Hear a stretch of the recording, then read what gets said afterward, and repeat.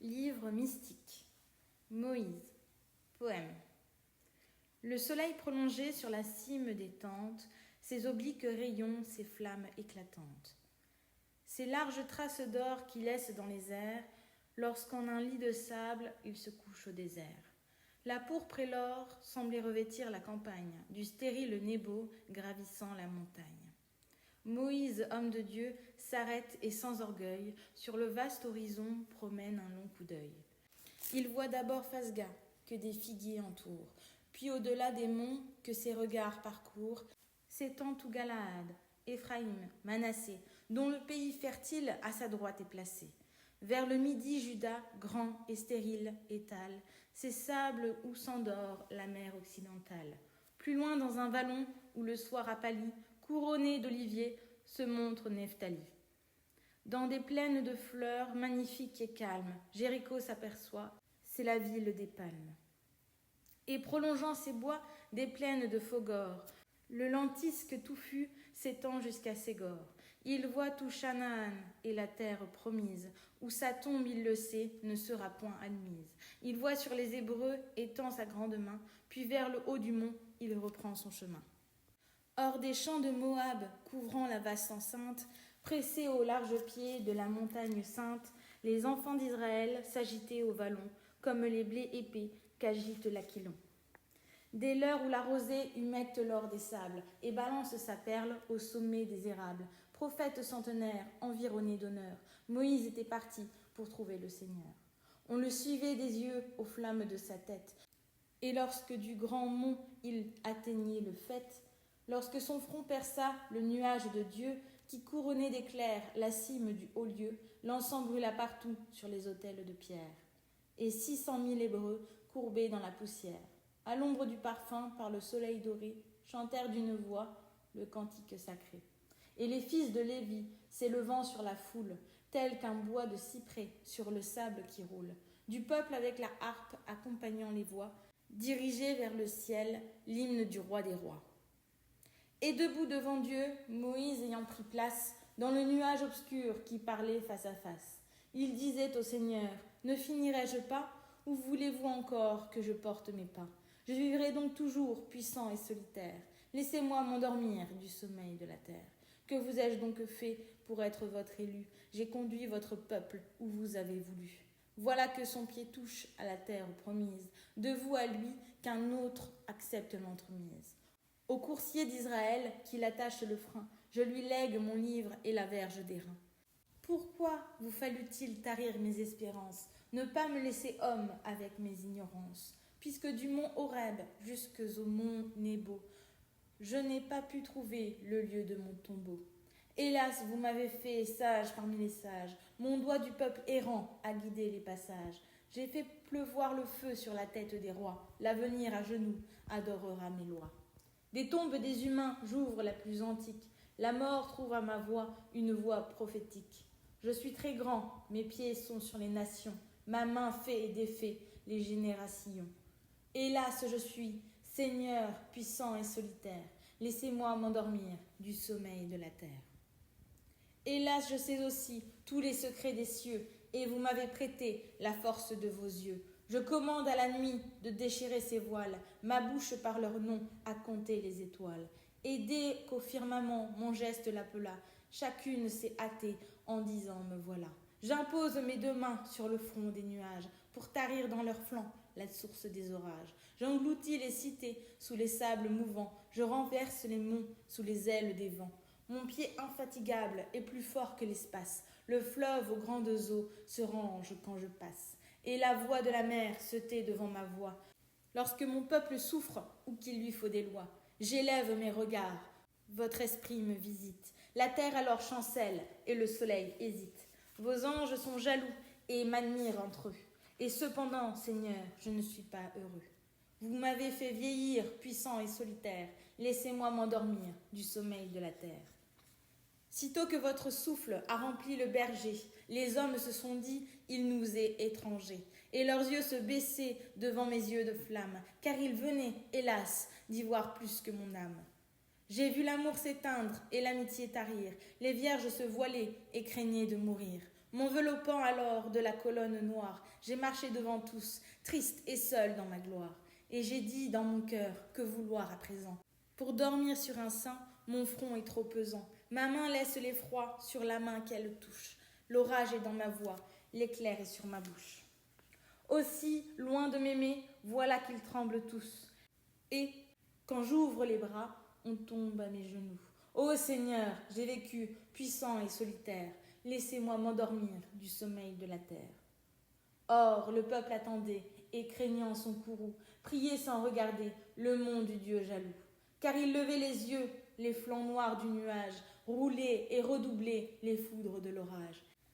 Et le feu des éclairs, aveuglant les regards, enchaînait tous les fronts courbés de toutes parts. Bientôt le haut du mont reparut sans Moïse.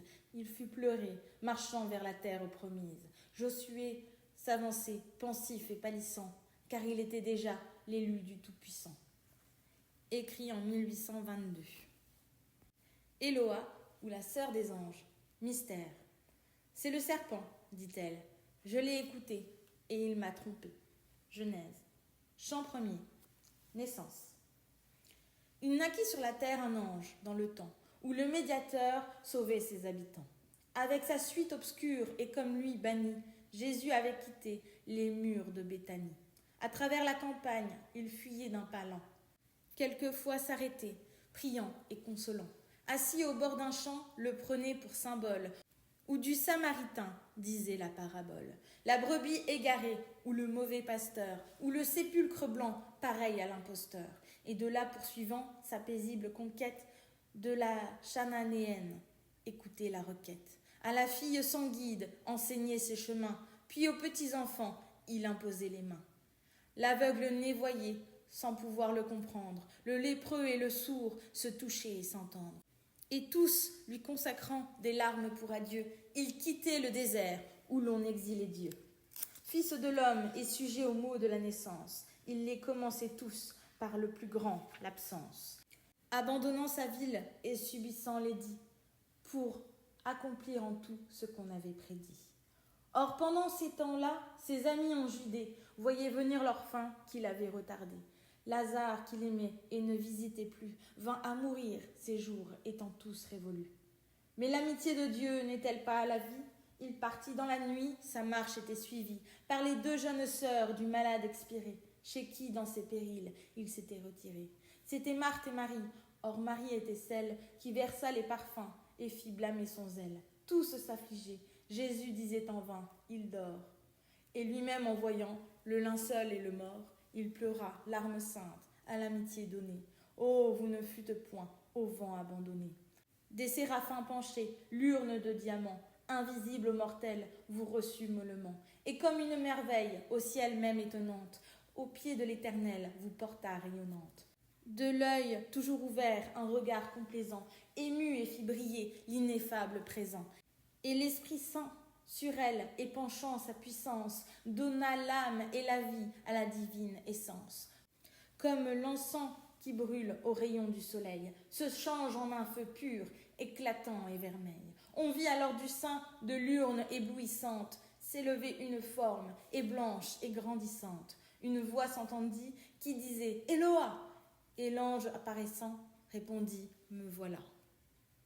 Toute parée aux yeux du ciel qui la contemple, elle marche vers Dieu comme une épouse au temple. Son beau front est serein et pur comme un beau lys, et d'un voile d'azur, il soulève les plis. Ses cheveux partagés comme des gerbes blondes, dans les vapeurs de l'air, perdent leurs molles ondes. Comme on voit la comète errante dans les cieux, fondre au sein de la nuit ses rayons gracieux. Une rose aux lueurs de l'aube matinale n'a pas de son teint frais la rougeur virginale, et la lune des bois éclairant l'épaisseur d'un de ses doux regards n'atteint pas la douceur. Ses ailes sont d'argent sous une pâle robe, son pied blanc tour à tour se montre et se dérobe, et son sein agité, mais à peine aperçu, soulève les contours du céleste tissu. C'est une femme aussi, c'est une ange charmante, car ce peuple d'esprit, cette famille aimante, qui pour nous, près de nous, prie et veille toujours, unit sa pure essence en de saintes amours. L'archange Raphaël, lorsqu'il vint sur la terre, sous le berceau d'Éden, conta ce doux mystère. Mais nulle de ces sœurs que Dieu créa pour eux n'apporta plus de joie au ciel des bienheureux. Les chérubins brûlants qu'enveloppent six ailes, les tendres séraphins, Dieu des amours fidèles, les trônes, les vertus, les princes, les ardeurs, les dominations, les gardiens, les splendeurs, et les rêves pieux et les saintes louanges, et tous les anges purs et tous les grands archanges. Et tout ce que le ciel renferme d'habitants, tous de leurs ailes d'or voilés en même temps, abaissèrent leur front jusqu'à ses pieds de neige, et les vierges, ses sœurs, s'unissant en cortège. Comme autour de la lune, on voit les feux du soir, se tenant par la main, coururent pour la voir. Des harpes d'or pendaient à leur chaste ceinture, et des fleurs qu'au ciel seul fit germer la nature, des fleurs qu'on ne voit pas dans l'été des humains, comme une large pluie abondée sous leurs mains. Heureux chantaient alors des voix incomparables, heureux le monde offert à ses pas secourables. Quand elle aura passé parmi les malheureux, l'esprit consolateur se répandra sur eux. Quel globe attend ses pas, quel siècle la demande? Naîtra-t-il d'autres cieux afin qu'elle y commande? Un jour, comment oser nommer du nom de jour ce qui n'a pas de fuite et n'a pas de retour? Des langages humains défiant l'indigence, l'éternité se voile à notre intelligence. Et pour faire entendre un de ces courts instants, il faut chercher pour eux un nom parmi les temps. Un jour, les habitants de l'immortel empire, imprudents une fois, s'unissaient pour l'instruire. Eloa disait-il, « Oh, veillez bien sur vous, un ange peut tomber, le plus beau de nous tous. » N'est plus ici, pourtant, dans sa vertu première, on le nommait celui qui porte la lumière. Car il portait l'amour et la vie en tout lieu. Aux astres, il portait tous les ordres de Dieu.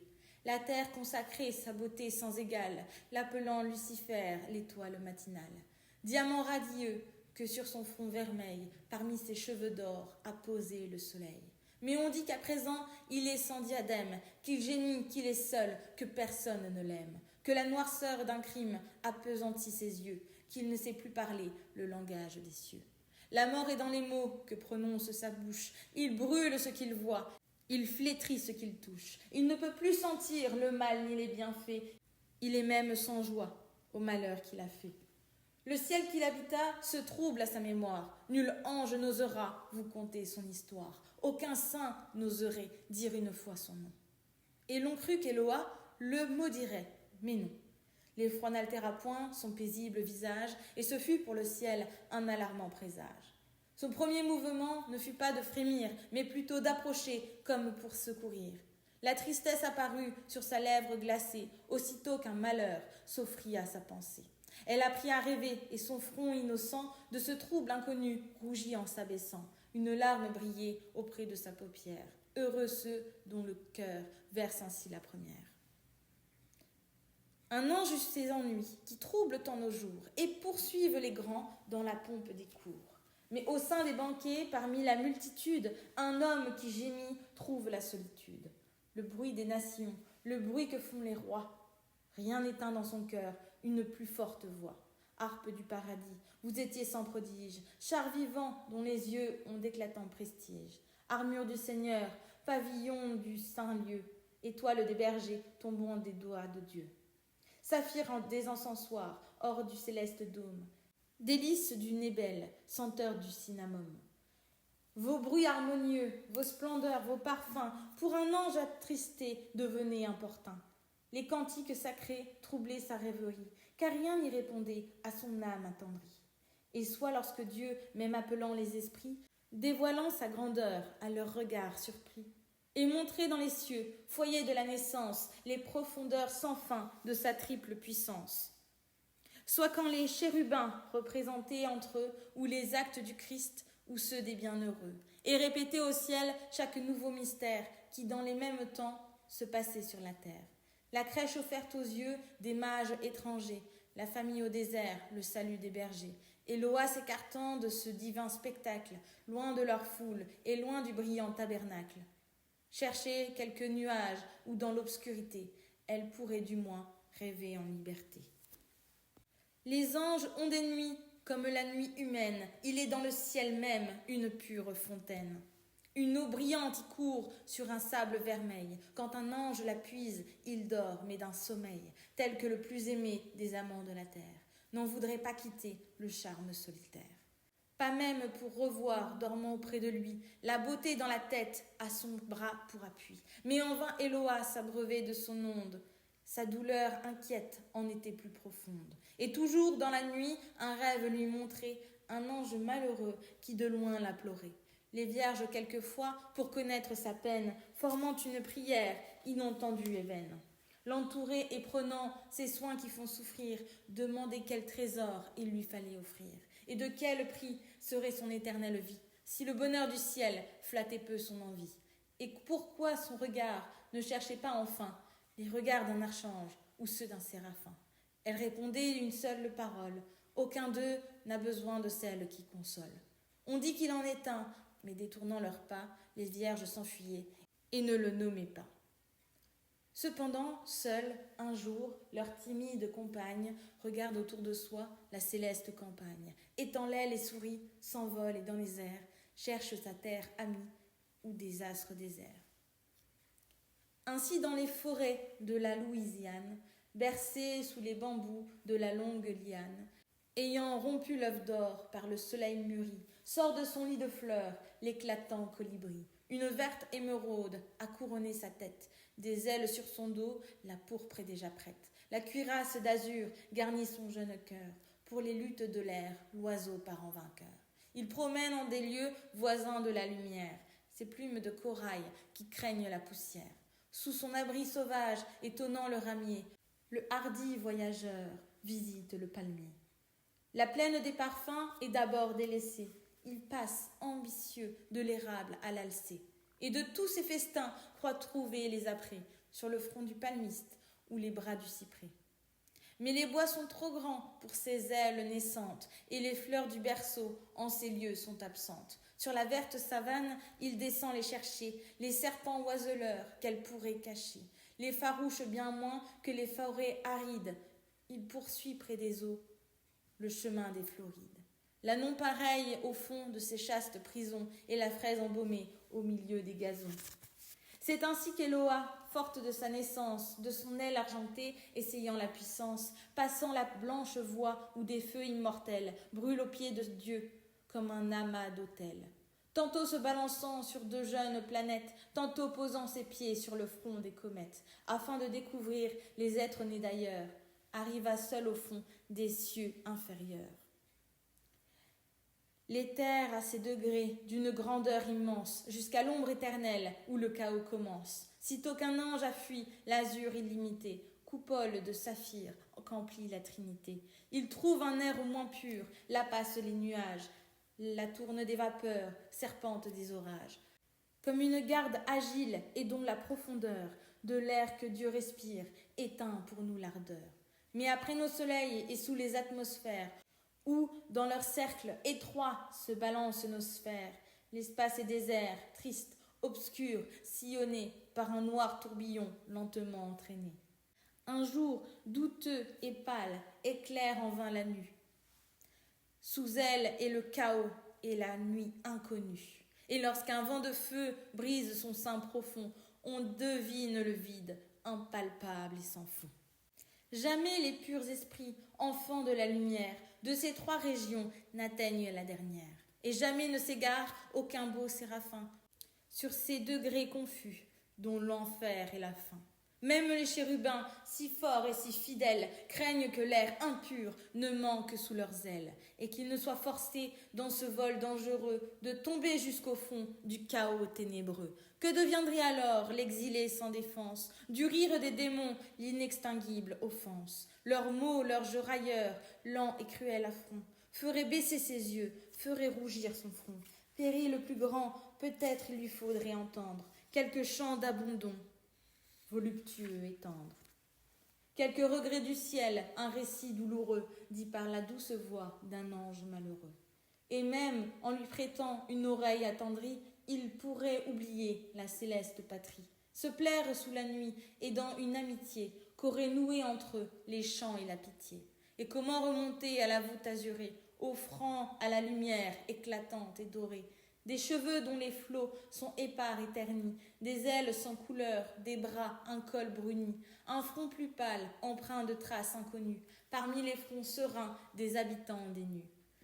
Des yeux dont la rougeur montre qu'ils ont pleuré, et des pieds noirs encore d'un feu pestiféré.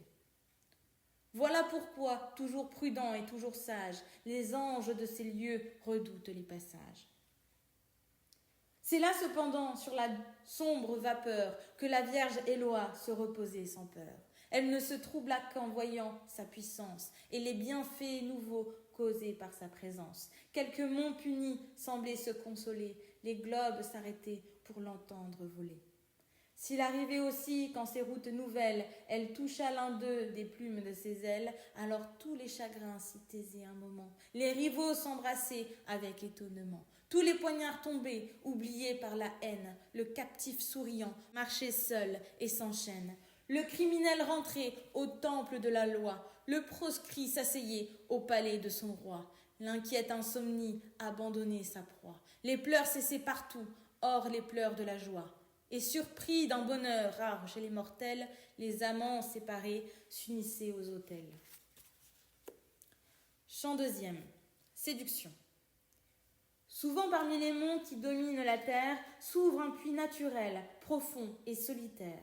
L'eau qui tombe du ciel s'y garde, obscur miroir, où, dans le jour, on voit les étoiles du soir. Là, quand la villageoise a, sous la corde agile, de l'urne au fond des eaux, plongé la frêle argile. Elle y demeure oisive et contemple longtemps ce magique tableau des astres éclatants, qui semble orner son front dans l'onde souterraine d'un bandeau qu'enviraient les cheveux d'une reine. Telle, au fond du chaos qu'observaient ses beaux yeux, la Vierge en se penchant croyait voir d'autres cieux. Ses regards, éblouis par des soleils sans nombre, n'apercevaient d'abord qu'un abîme et que l'ombre. Mais elle y fit bientôt des feux errants et bleus, tels que des froids marées, les éclairs onduleux. Ils fuyaient, revenaient, puis s'échappaient encore. Chaque étoile semblait poursuivre un météore. Et l'ange, en souriant au spectacle étranger, suivait des yeux leur vol, circulaire et léger. Bientôt il lui sembla qu'une pure harmonie sortait de chaque flamme à l'autre flamme unie. Tel est le choc plaintif et le son vague et clair des cristaux suspendus au passage de l'air. Pour que, dans son palais, la jeune italienne s'endorme en écoutant la harpe éolienne. Ce bruit lointain devint un chant surnaturel qui parut s'approcher de la fille du ciel. Et ces feux réunis furent comme l'aurore d'un jour inespéré qui semblait près d'éclore. À sa lueur de rose, un nuage embaumé montait en long détour dans un air enflammé. Puis lentement forma sa couche d'ambroisie, pareille à ces divans où dort la molle Asie. Là, comme un ange assis, jeune, triste et charmant, une forme céleste apparut vaguement.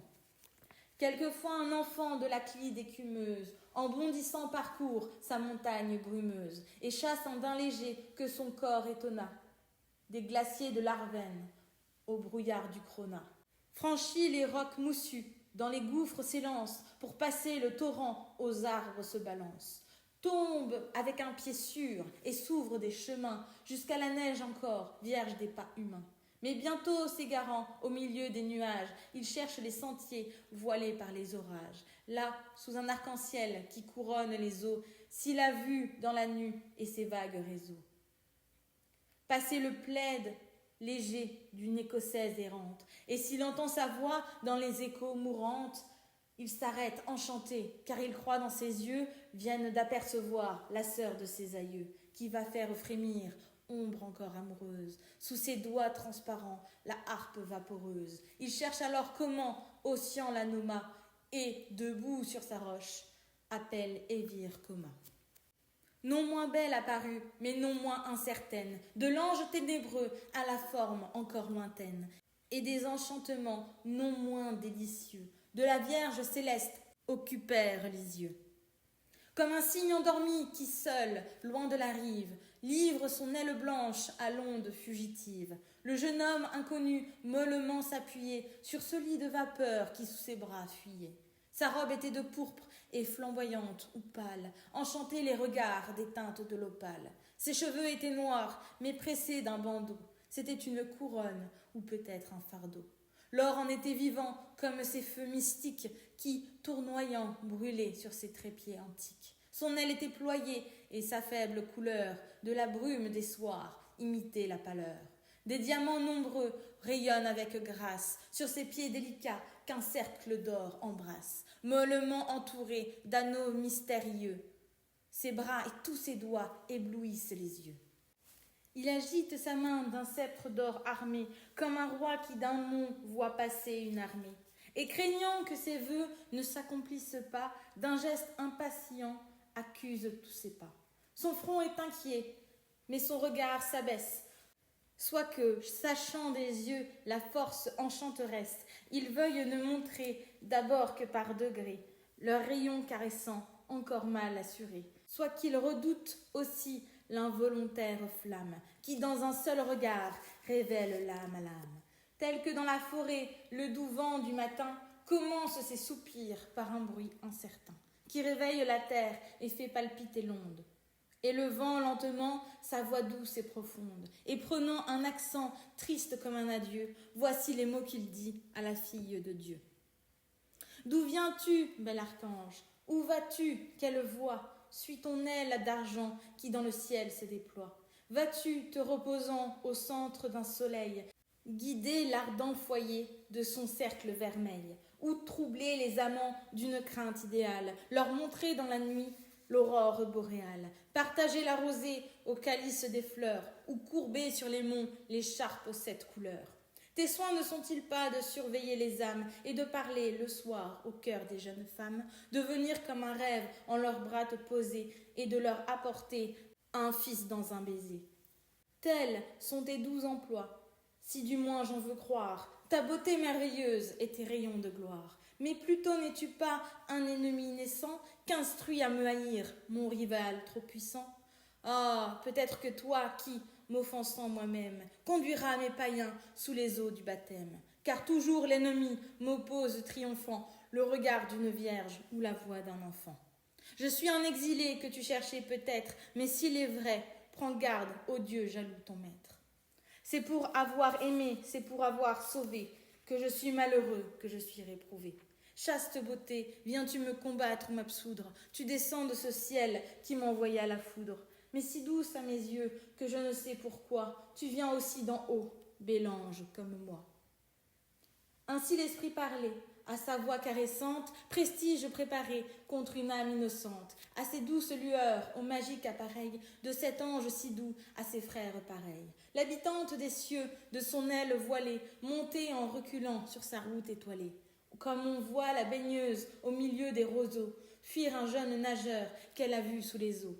Mais en vain ses 2 pieds s'éloignaient du nuage, autant que la palombe en 2 jours de voyage peut s'éloigner d'Alep et de la blanche tour, d'où la sultane envoie une lettre d'amour. Sous l'éclair d'un regard, sa force fut brisée, et dès qu'il vit ployer son aile maîtrisée, l'ennemi séducteur continua tout bas. Je suis celui qu'on aime et qu'on ne connaît pas. Sur l'homme j'ai fondé mon empire de flamme, dans les désirs du cœur, dans les rêves de l'âme, dans les liens des corps, attraits mystérieux, dans les trésors du sang, dans les regards des yeux. C'est moi qui fais parler l'épouse dans ses songes, la jeune fille heureuse apprend d'heureux mensonges. Je leur donne des nuits qui consolent des jours. Je suis le roi secret des secrètes amours. J'unis les cœurs, je romps les chaînes rigoureuses, comme le papillon sur ses ailes poudreuses, porte au gazon ému des peuplades de fleurs, et leur fait des amours, sans péril et sans pleurs. J'ai pris au Créateur sa faible créature. Nous avons, malgré lui, partagé la nature. Je le laisse, orgueilleux des bruits du jour vermeil, caché des astres d'or sous l'éclat d'un soleil. Moi, j'ai l'ombre muette et je donne à la terre la volupté des soirs et les biens du mystère. Es-tu venu avec quelque ange des cieux admirer de mes nuits le cours délicieux? As-tu vu leurs trésors? Sais-tu quelle merveille des anges ténébreux accompagnent l'éveil? Sitôt que balancé sous le pâle horizon, le soleil rougissant a quitté le gazon, innombrables esprits, nous volons dans les ombres, en secouant dans l'air nos chevelures sombres.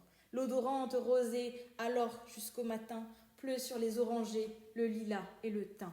La nature attentive aux lois de mon empire m'accueille avec amour, m'écoute et me respire. Je redeviens son âme et pour mes doux projets, du fond des éléments, j'évoque mes sujets. Convives accoutumés de ma nocturne fête, chacun d'eux en chantant à s'y rendre s'apprête. Vers le ciel étoilé, dans l'orgueil de son vol, s'élance le premier, l'éloquent rossignol. Sa voix sonore, à l'onde, à la terre, à la nue, de mon heure chérie, annonce la venue. Il vante mon approche, au pâle alisier. Il la redit encore, au humide rosier. Héros harmonieux, partout il me proclame. Tous les oiseaux de l'ombre ouvrent leurs yeux de flamme. Le vermisseau reluit, son front de diamant, répète auprès des fleurs les feux du firmament. Et lutte de clarté avec le météore qui rôde sur les eaux comme une pâle aurore. L'étoile des marées que détache ma main tombe et trace dans l'air un lumineux chemin. Dédaignant le remords et sa triste chimère, si la Vierge a quitté la couche de sa mère, ses flambeaux naturels s'allument sous ses pas, et leur feu clair la guide et ne la trahit pas. Si sa lèvre s'altère et vient près du rivage, chercher comme une coupe un profond coquillage, l'eau soupire et bouillonne, et devant ses pieds nus, jette au bord sablonneux la conque de Vénus. Des esprits lui font voir de merveilleuses choses, sous des bosquets remplis de la senteur des roses.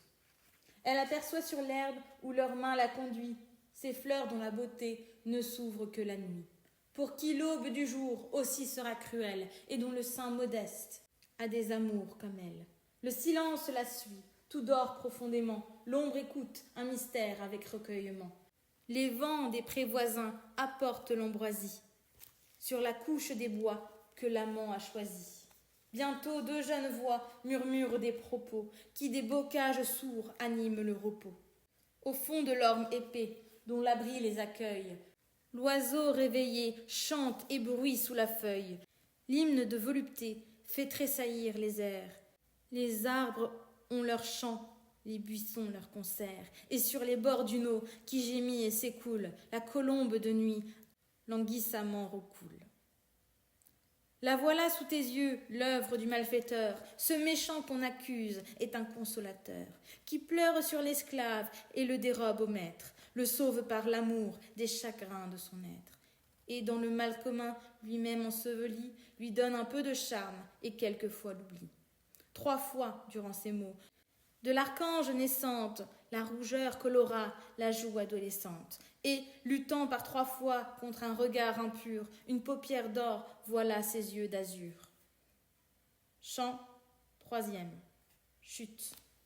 D'où venez-vous, pudeur, noble crainte, ô mystère, qu'au temps de son enfance a vu naître la terre.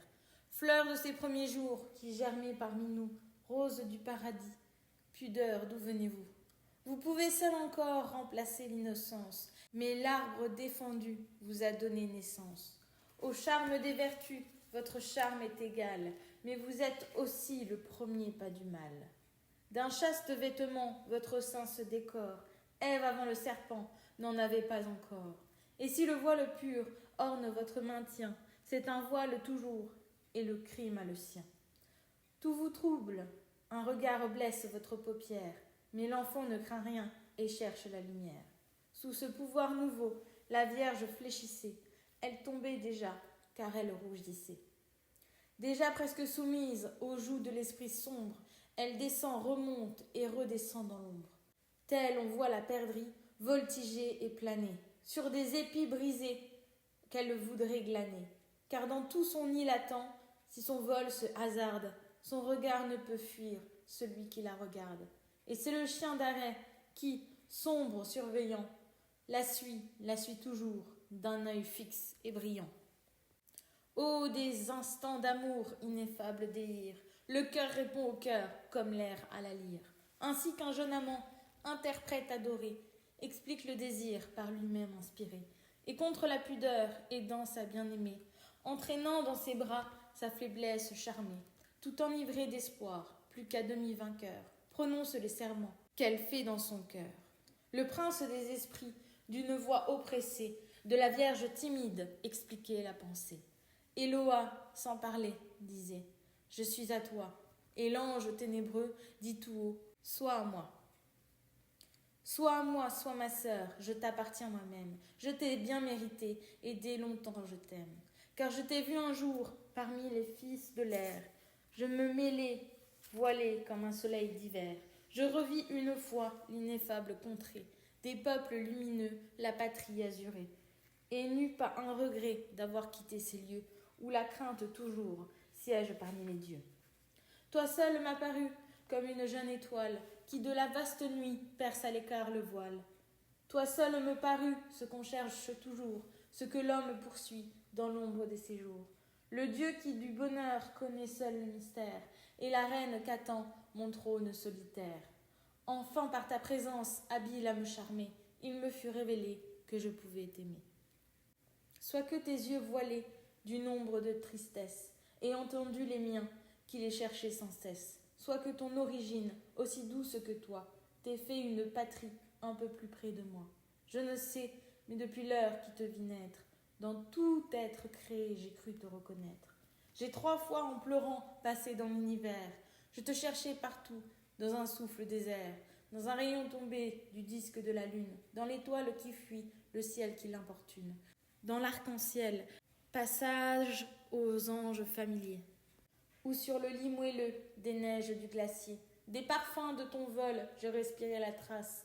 En vain j'interrogeais les globes de l'espace. Du char des astres purs, j'obscurcis les essieux. Je voilai leurs rayons pour attirer tes yeux.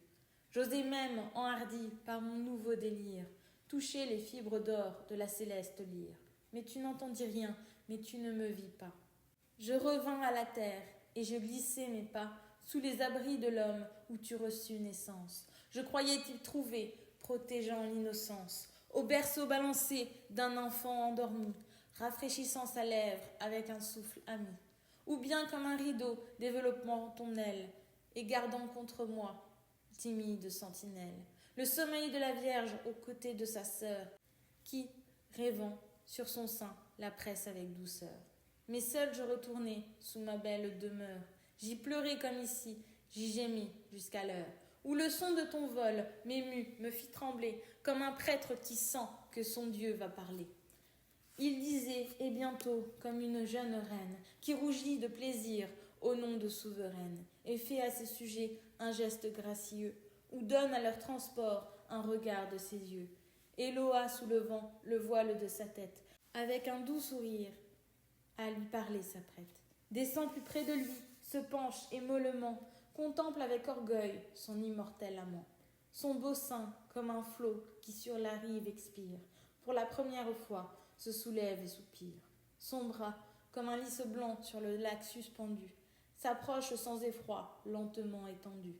Sa bouche parfumée, en s'ouvrant, semble éclore, comme la jeune rose aux faveurs de l'aurore. Quand le matin lui verse une fraîche liqueur, et qu'un rayon du jour entre jusqu'à son cœur. Elle parle, et sa voix dans un beau son rassemble ce que les plus doux fruits auraient de grâce ensemble. Et la lyre accordée aux flûtes dans les bois, et l'oiseau qui se plaint pour la première fois, et la mer quand ses flots apportent sur la grève les chants du soir aux pieds du voyageur qui rêve, et le vent qui se joue aux cloches des hameaux, où fait gémir les joncs de la fuite des eaux. Puisque vous êtes beau, vous êtes bon sans doute, car sitôt que des cieux une âme prend la route, comme un saint vêtement, nous voyons sa bonté, lui donner en entrant l'éternelle beauté. Mais pourquoi vos discours m'inspirent-ils la crainte? Pourquoi sur votre front tant de douleurs empreintes? Comment avez-vous pu descendre du saint lieu, et comment m'aimez-vous si vous n'aimez pas Dieu? Le trouble des regards, grâce de la décence, accompagnait ces mots, forts comme l'innocence. Il tombait de sa bouche, aussi doux, aussi pur, que la neige en hiver sur les coteaux obscurs. Et comme, tout nourris de l'essence première, les anges ont au cœur des sources de lumière, tandis qu'elle parlait, ses ailes alentour, et son sein et son bras répandirent le jour. Ainsi le diamant, lui, au milieu des ombres, l'archange s'en effraie, et sous ses cheveux sombres, cherche un épais refuge à ses yeux éblouis. Il pense à la fin des temps, évanoui. Il lui faudra de même envisager son maître, et qu'un regard de Dieu le brisera peut-être. Il se rappelle aussi tout ce qu'il a souffert, après avoir tenté Jésus dans le désert. Il tremble sur son cœur où l'enfer commence, comme un sombre manteau jette son aile immense, et veut fuir, la terreur réveiller tous ses maux. Sur la neige des monts, couronne des hameaux, l'Espagnol a blessé l'aigle des Asturies, dont le vol menaçait ses blanches bergeries. Hérissé, l'oiseau part et fait pleuvoir le sang, monte aussi vite au ciel que l'éclair en descend. Regarde son soleil, d'un bec ouvert l'aspire, croit prendre la vie au flamboyant empire. Dans un fluide d'or, il nage puissamment, et parmi les rayons se balance un moment. Mais l'homme l'a frappé d'une atteinte trop sûre, il sent le plomb chasseur fondre dans sa blessure. Son aile se dépouille et son royal manteau vole comme un duvet qu'arrache le couteau. Dépossédé des airs, son poids le précipite. Dans la neige du mont, il s'enfonce et palpite. Et la glace terrestre a d'un pesant sommeil fermé cet œil puissant, respecté du soleil. Tel retrouvant ces mots au fond de sa mémoire, l'ange maudit pencha sa chevelure noire et se dit, pénétré d'un chagrin infernal. Triste amour du péché, sombre désir du mal, de l'orgueil, du savoir, gigantesque pensée, comment ai-je connu vos ardeurs insensées? Maudit soit le moment où j'ai mesuré Dieu, simplicité du cœur à qui j'ai dit adieu. Je tremble devant toi, mais pourtant je t'adore. Je suis moins criminel, puisque je t'aime encore. Mais dans mon sein flétri, tu ne reviendras pas. Loin de ce que j'étais, quoi, j'ai fait tant de pas. Et de moi-même à moi, si grande est la distance, je ne comprends plus ce que dit l'innocence. Je souffre, et mon esprit, par le mal abattu, ne peut plus remonter jusqu'à tant de vertu. Qu'êtes-vous devenu, jour de paix, jour céleste, quand j'allais, le premier de ces anges modestes, prier à deux genoux devant l'antique loi, et ne penser jamais au-delà de la foi? L'éternité pour moi s'ouvrait comme une fête, et des fleurs dans mes mains, des rayons sur ma tête. Je souriais, j'aurais peut-être aimé. Le tentateur lui-même était presque charmé. Il avait oublié son art et sa victime, et son cœur un moment se reposa du crime. Il répétait tout bas, et le front dans ses mains, si je vous connaissais, ô larmes des humains.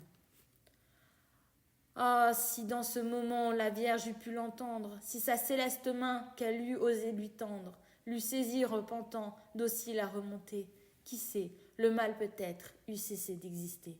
Mais sitôt qu'elle eut sur sa tête pensive de l'enfer décelé la douleur convulsive, étonnée et tremblante, elle éleva ses yeux, plus forte elle parut se souvenir des cieux, et souleva 2 fois ses ailes argentées, entr'ouvrant pour gémir ses lèvres enchantées, ainsi qu'un jeune enfant s'attachant au roseau tente de faibles cris étouffés sous les eaux.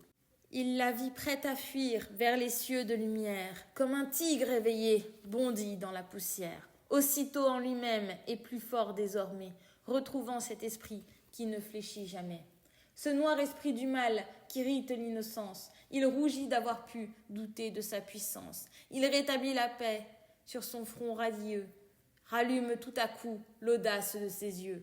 Et longtemps en silence, il regarde et contemple la victime du ciel qu'il destine à son temple, comme pour lui prouver qu'elle résiste en vain et s'endurcir lui-même à ce regard divin. Sans amour, sans remords, au fond d'un cœur de glace, des coups qu'il va porter, il médite la place. Et pareil au guerrier qui, tranquille à dessein, dans les défauts du fer, cherche à frapper le sein. Il compose ses traits sur les désirs de l'ange. Son air, sa voix, son geste et son maintien, tout change.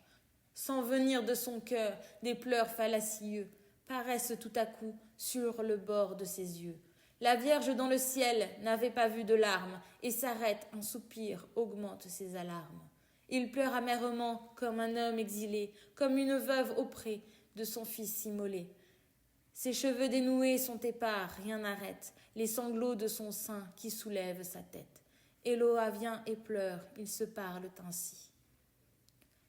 Que vous ai-je donc fait? Qu'avez-vous? Me voici. Tu cherches à me fuir, et pour toujours peut-être. Combien tu me punis de m'être fait connaître. J'aimerais mieux rester, mais le Seigneur m'attend. Je veux parler pour vous. Souvent il nous entend. Il ne peut rien sur moi, jamais mon sort ne change. Et toi seul est le Dieu qui peut sauver un ange. Que puis-je faire? Hélas, dites, faut-il rester? Oui, descends jusqu'à moi, car je ne puis monter. Mais quel don voulez-vous? Le plus beau, c'est nous-mêmes. Viens m'exiler du ciel, qu'importe si tu m'aimes. Touche ma main, bientôt d'un mépris égal se confondront pour nous, et le bien et le mal. Tu n'as jamais compris ce qu'on trouve de charme à présenter son sein pour y cacher des larmes. Viens, il est un bonheur que moi seul t'apprendrai. Tu m'ouvriras ton âme et je l'y répandrai. Comme l'aube et la lune au couchant reposés confondent leurs rayons ou comme la rosée dans une perle seule unie deux de ses pleurs pour s'empreindre du baume exhalé par les fleurs. Comme un double flambeau réunit ces deux flammes. Non moins étroitement, nous unirons nos âmes. Je t'aime et je descends, mais que diront les cieux? En ce moment passa, dans l'air loin de leurs yeux, un des célestes chœurs, où parmi les louanges, on entendit ces mots que répétaient des anges. Gloire dans l'univers, dans les temps à celui qui s'immole à jamais pour le salut d'autrui. Les cieux semblaient parler, c'en était trop pour elle. Deux fois encore le vent, sa paupière infidèle, promenant des regards encore irrésolus, elle chercha ces cieux qu'elle ne voyait plus. Des anges au chaos allaient puiser des mondes, passant avec terreur dans ces plaines profondes. Tandis qu'ils remplissaient les messages de Dieu, ils ont tous vu tomber un nuage de feu. Des plaintes de douleur, des réponses cruelles se mêlaient dans la flamme au battement des ailes. Où me conduisez-vous, bel ange? Viens toujours. Que votre voix est triste et quel sombre discours! N'est-ce pas Éloa qui soulève ta chaîne? J'ai cru t'avoir sauvé. Non, c'est moi qui t'entraîne. Si nous sommes unis, peu m'importe en quel lieu. Nomme-moi donc encore, ou ta sœur ou ton Dieu. J'enlève mon esclave et je tiens ma victime. Tu paraissais si bon, oh qu'ai-je fait? Un crime. Seras-tu plus heureux, du moins es-tu content? Plus triste que jamais. Qui donc es-tu? Satan. Écrit en 1823 dans les Vosges. Le déluge, mystère. Serait-il dit que vous fassiez mourir le juste avec le méchant? Genèse 1. La terre était riante et dans sa fleur première, le jour avait encore cette même lumière, qui du ciel embellie couronna les hauteurs, quand Dieu la fit tomber de ses doigts créateurs. Rien n'avait dans sa forme altéré la nature, et des monts réguliers l'immense architecture s'élevait jusqu'aux cieux par ses degrés égaux, sans que rien de leur chaîne eût brisé les anneaux. La forêt plus féconde ombrageait sous ses dômes, des plaines et des fleurs les gracieux royaumes, et des fleuves aux mers le cours était réglé, dans un ordre parfait qui n'était pas troublé. Jamais un voyageur n'aurait sous le feuillage rencontré, loin des flots, l'émail du coquillage. Et la perle habitait son palais de cristal, chaque trésor restait dans l'élément natal. Sans enfreindre jamais la céleste défense, et la beauté du monde attestait son enfance. Tout suivait sa loi douce et son premier penchant, tout était pur encore, mais l'homme était méchant. Les peuples déjà vieux, les races déjà mûres, avaient vu jusqu'au fond des sciences obscures. Les mortels savaient tout, et tout les affligeait. Le prince était sans joie, ainsi que le sujet.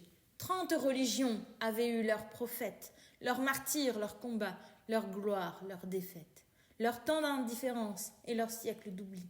Chaque peuple à son tour, dans l'ombre ensevelie, chantait languissamment ses grandeurs effacées. La mort régnait déjà dans les âmes glacées. Même plus haut que l'homme atteignait ses malheurs. D'autres êtres cherchaient ses plaisirs et ses pleurs.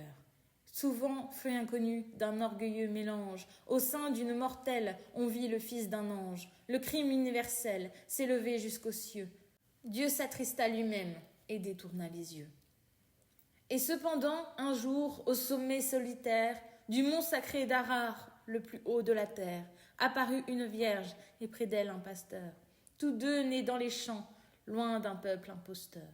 Leur langage était doux, Leurs mains étaient unies, comme au jour fortuné des unions bénies.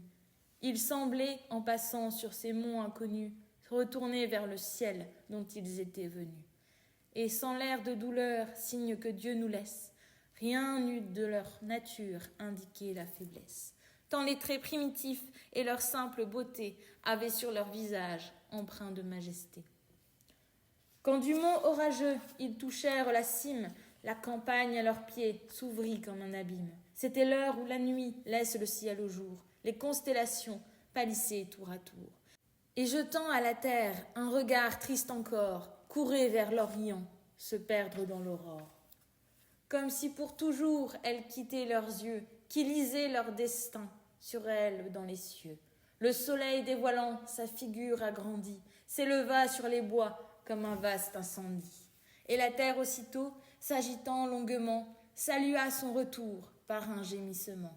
Réunis sur les monts, d'immobiles nuages semblaient y préparer l'arsenal des orages. Et sur leurs fronts noircis, qui partageaient les cieux, luisait incessamment l'éclair silencieux. Tous les oiseaux poussés par quelque instinct funeste s'unissaient dans leur vol en un cercle céleste, comme des exilés qui se plaignent entre eux. Ils poussaient dans les airs de longs cris douloureux. La terre cependant montrait ses lignes sombres au jour pâle et sanglant qui faisait fuir les ombres. Mais si l'homme y passait, on ne pouvait le voir. Chaque cité semblait comme un point vague et noir. Tant le mont s'élevait à des hauteurs immenses et des fleuves lointains, les faibles apparences, ressemblaient au dessin par le vent effacé que le doigt d'un enfant sur le sable a tracé. Ce fut là que deux voix, dans le désert perdu, dans les hauteurs de l'air, avec peine entendues, osèrent un moment prononcer tour à tour ce dernier entretien d'innocence et d'amour.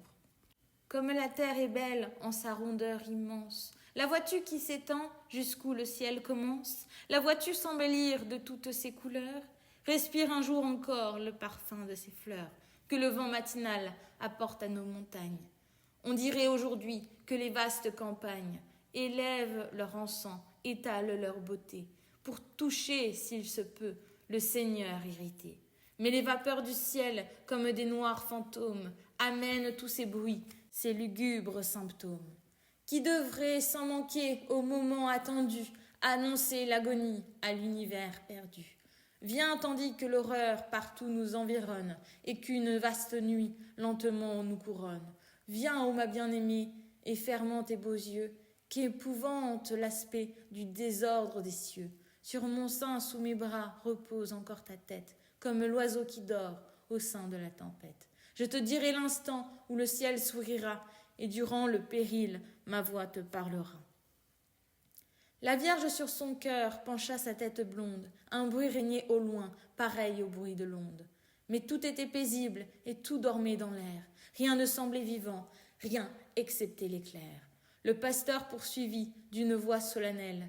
Adieu, monde sans bornes, ô terre maternelle. Forme de l'horizon, ombrage des forêts, antre de la montagne, embaumé et secret. Gazon vert, belle fleur de l'oasis chérie. Arbre rocher connu, aspect de la prairie. Adieu, tout va finir, tout doit être effacé. Le temps qu'a reçu l'homme est aujourd'hui passé. Demain rien ne sera, ce n'est point par l'épée, postérité d'Adam, que tu seras frappé, ni par les maux du corps ou les chagrins du cœur.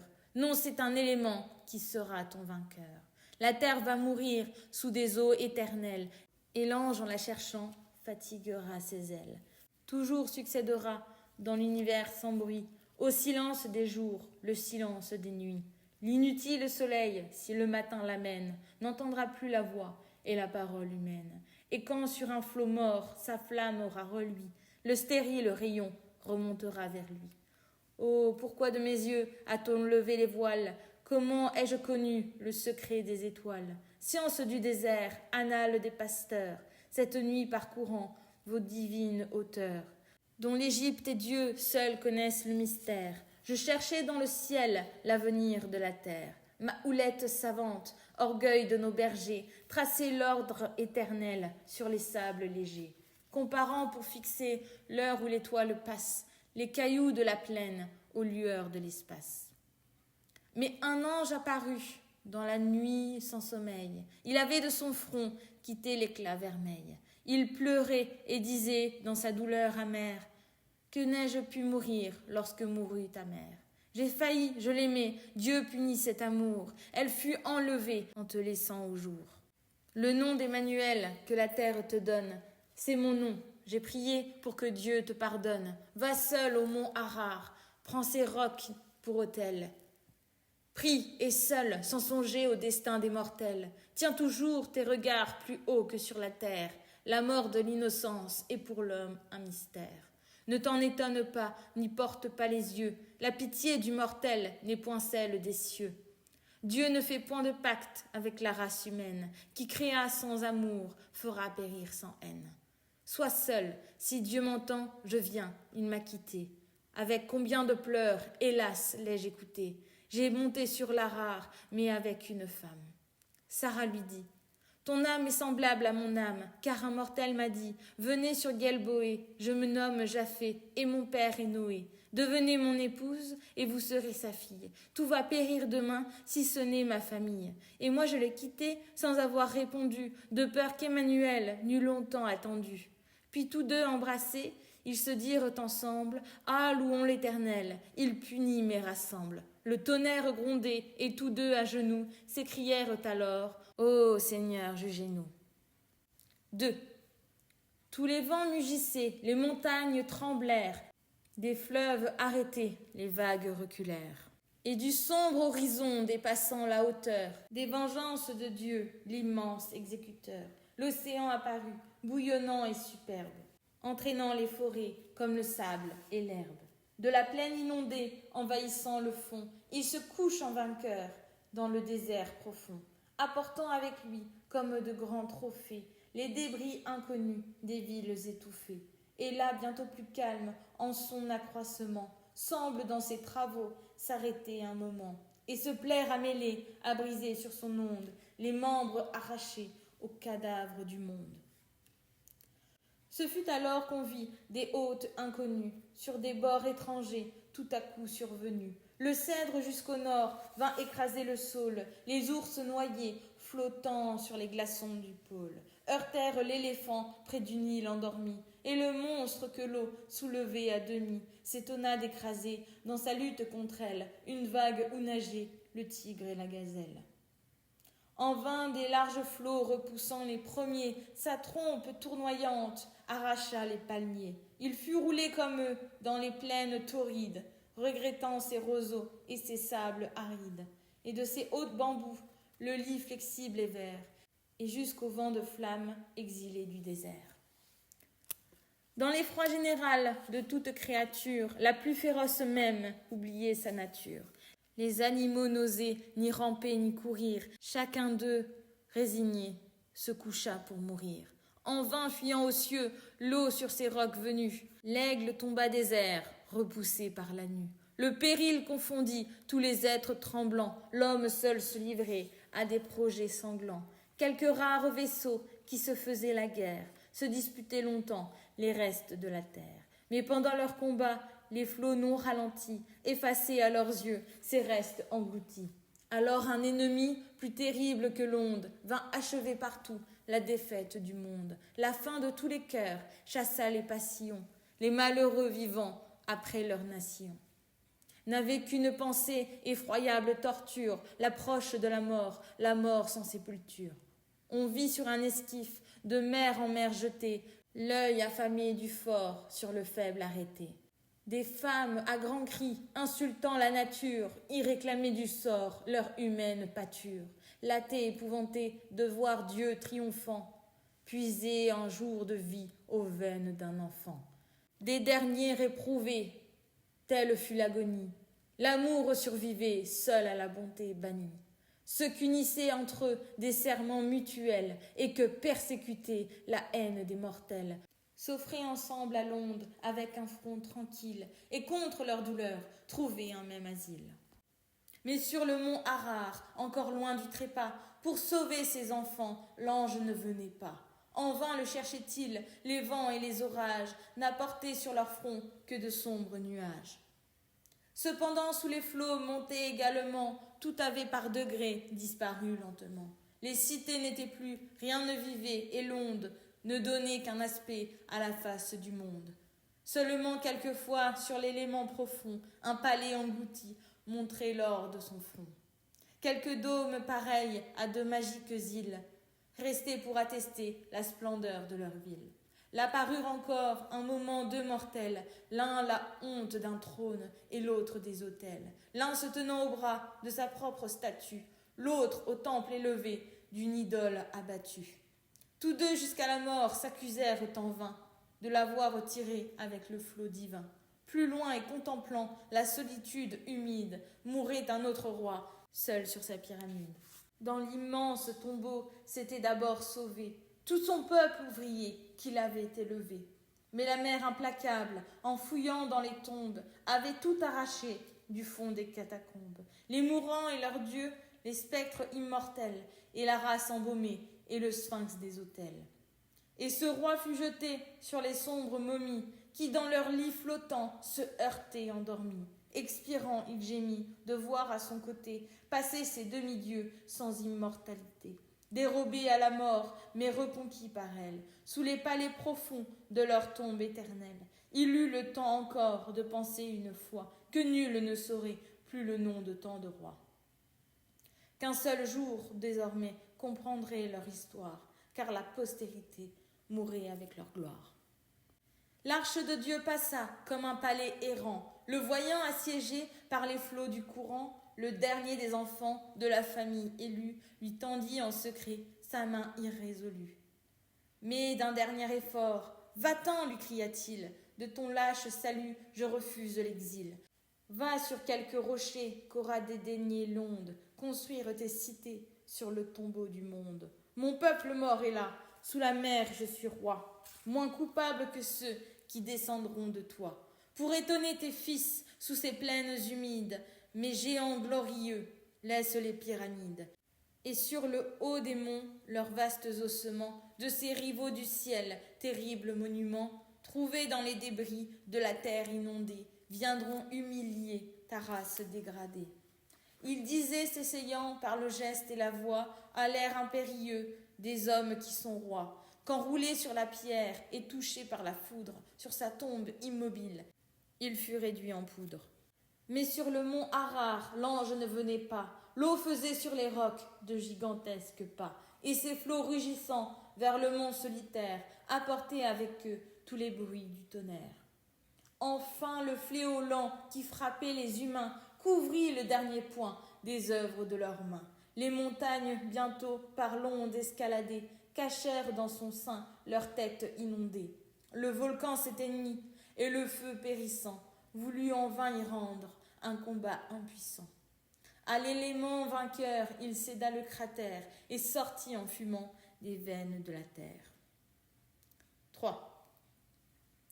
Rien ne voyait plus, pas même des débris. L'univers écrasé ne jetait plus ses cris. Quand la mer eut des monts chassé tous les nuages, on vit se disperser l'épaisseur des orages, et le rayon du jour, dévoilant leurs trésors, lançait jusqu'à la mer des jets d'opale et d'or. La vague était paisible et molle et cadencée, en berceau de cristal mollement balancé. Les vents sans résistance étaient silencieux, la foudre sans écho expirait dans les cieux. Les cieux devenaient purs et réfléchis dans l'onde, teignaient d'un azur clair l'immensité profonde. Tous étaient engloutis sous les flots triomphants, déplorable spectacle, excepté 2 enfants. Sur le mont d'Harar, tous 2 étaient encore, mais par l'onde et les vents, battus depuis l'aurore, sous les lambeaux mouillés des tuniques de lin, la Vierge était tombée au bras de l'orphelin.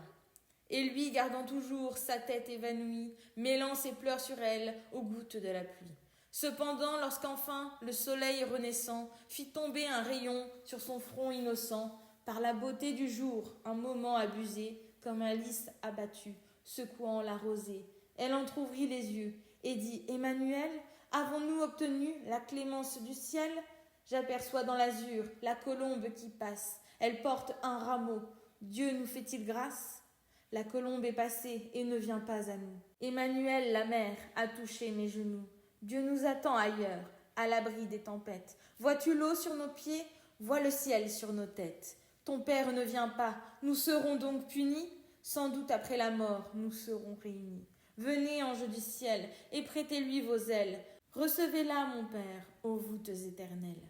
Ce fut le dernier cri du dernier des humains, longtemps sur l'eau croissante, élevant ses deux mains. Il soutenait Sarah par les flots poursuivis, mais quand il eut perdu sa force avec sa vie, par le ciel et la mer, le monde fut rempli, et l'arc-en-ciel brilla, tout étant accompli. Écrit à Oloron, dans les Pyrénées, 1823.